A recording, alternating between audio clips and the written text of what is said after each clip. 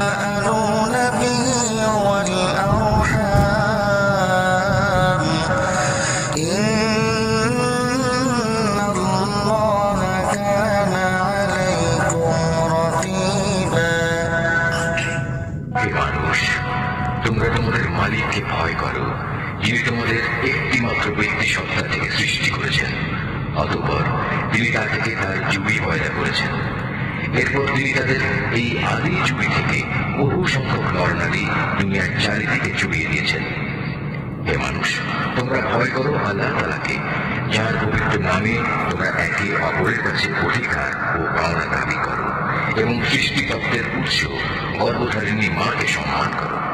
অবশ্যই আল্লাহ তাআলা তোমাদের উপর তীক্ষ্ণ দৃষ্টি রেখে চলেছেন। وآتوا اليتامى